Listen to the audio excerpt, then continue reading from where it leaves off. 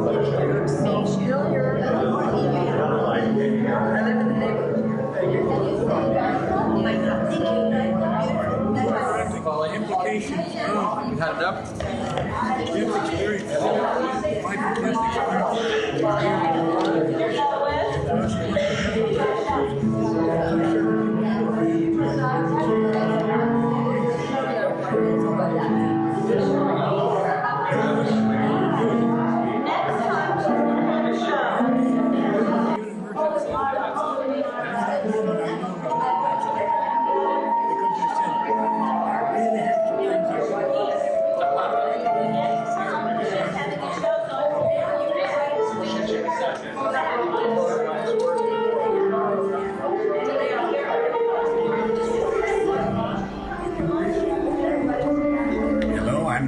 with Veterans News Network, and today we have a very special guest with us, Leland Auslender. I consider this to be your art exhibit today to be a lifetime achievement event. At my age, it is a lifetime. It's a long lifetime. Certainly. And tell us a little bit about how you got started. How I got started? Wow. Well, all my life, my father had a Super Iconda B camera, and I was allowed to use it.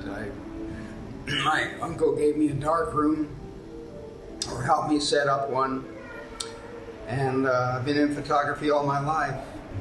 I worked in the early days of television, 1948 with one of the earliest TV stations, CBS station in Salt Lake City for 5 years. I learned cinematography, photography, videography, and then I worked for Hughes Aircraft Company in the film department, writing and making films. And in my spare time, I made experimental films, one of which, called The Birth of Aphrodite, actually went to the Cannes Film Festival. And when I decided it takes a year to do a film on your own, on my own, I'd rather do photography where it takes just a few weeks to do a picture. And that's where I started doing these types of celestial images, I call them. Your program today is called Spirit Ascending. And I've noticed, going around your works for years, I've known you for years, everything has to do with the spiritual, the ethereal. And you always have a philosophical thought to go with it. So could you share some of that information with us on how you feel about your paintings and your artwork and your photography? Well, the thoughts that go with it are basically poems by the 13th century poet Rumi.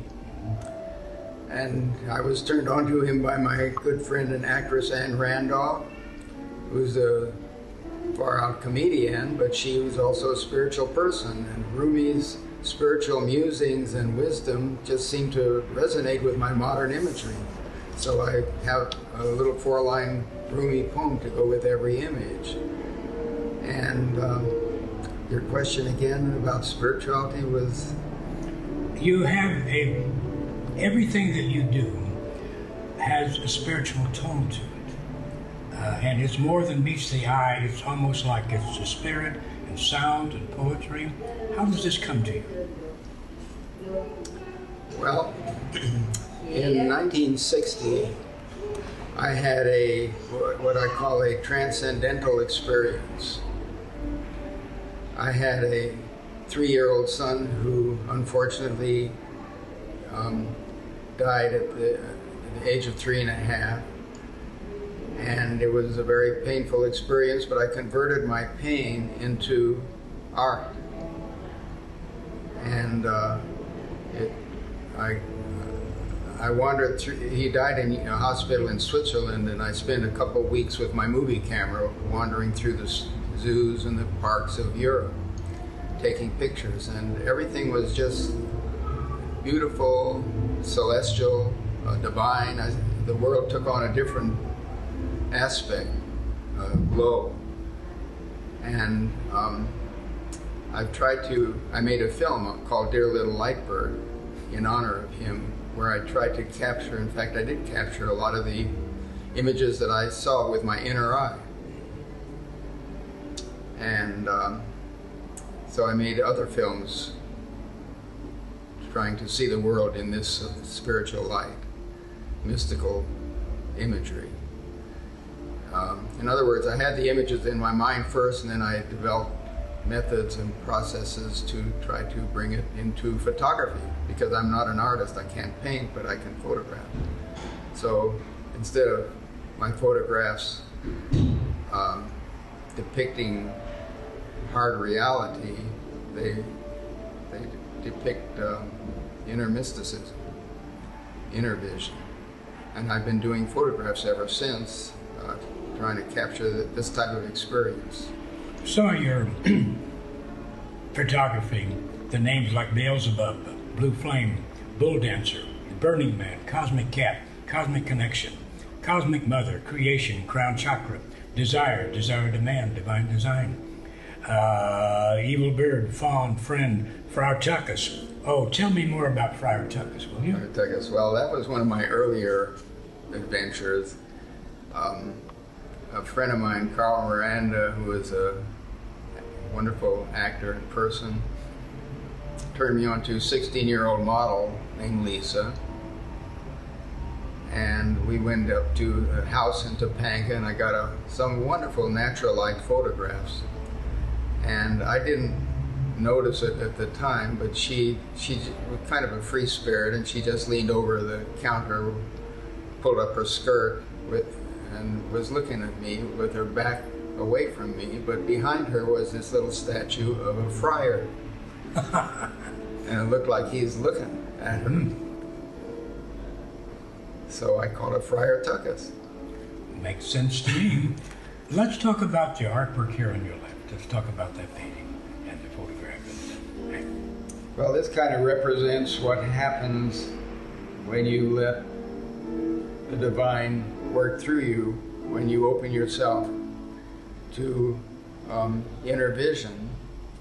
And it's kind of feels like this sometimes.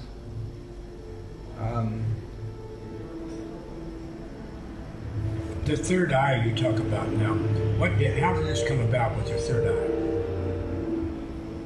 Well, the third eye is just a symbol for inner vision. Rumi's poems are full of inner references to, if you want to see with your soul, with your spirit, close your eyes. It's an inner vision that comes to you. People say by the muse. Who knows? It's a great mystery of life. Everything's a mystery, a miracle. And this just is one representation of that process. Leland, would you close your eyes now and look into your third eye and tell me what you see in your future? In my future? Mm-hmm. I've never tried that.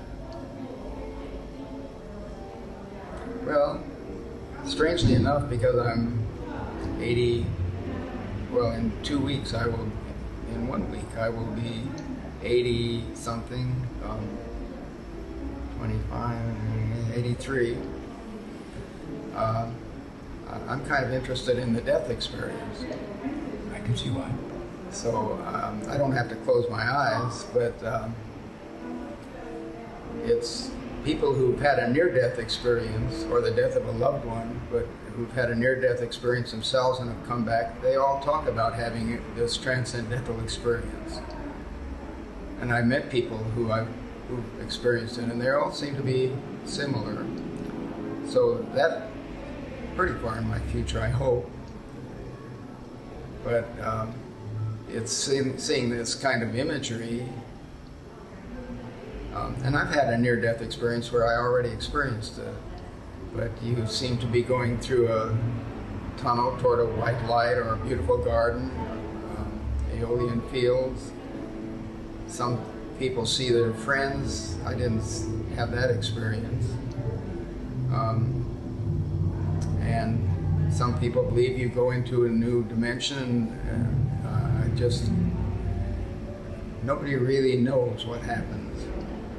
But I'm open to anything happening or nothing happening. but philosophically, I believe we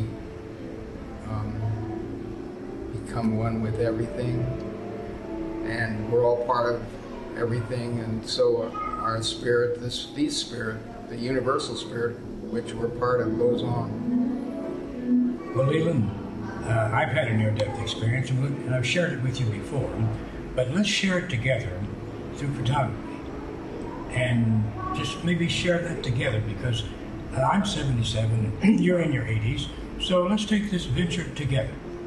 All right? Leland Auslender, it's been wonderful to talk with you again and again and again, and in my third eye, I see a future for Leland and myself as we explore near-death experiences.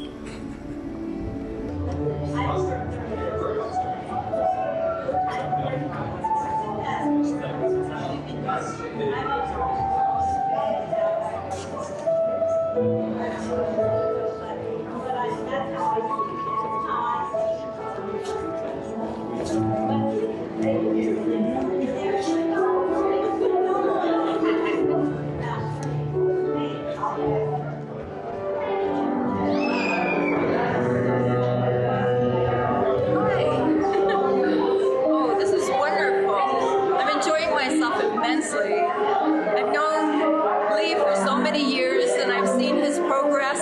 It's just wonderful. It's magical. He comes, he's like still waters run deep. Brings tears to my eyes.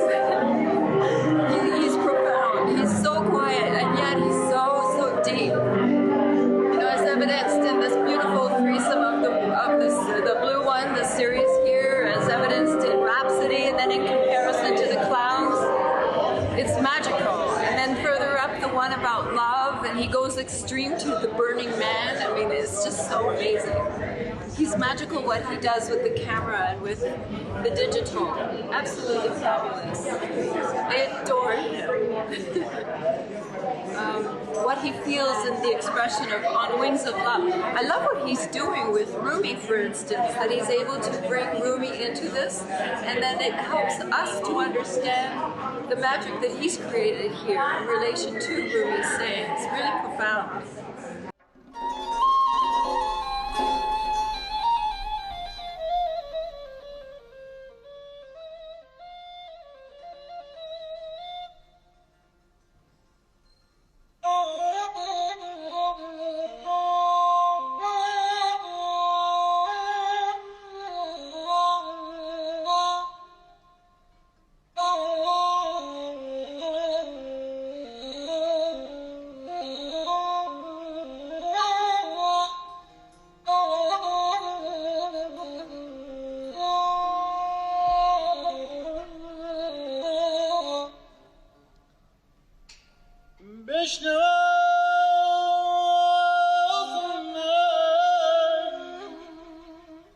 چون حکایت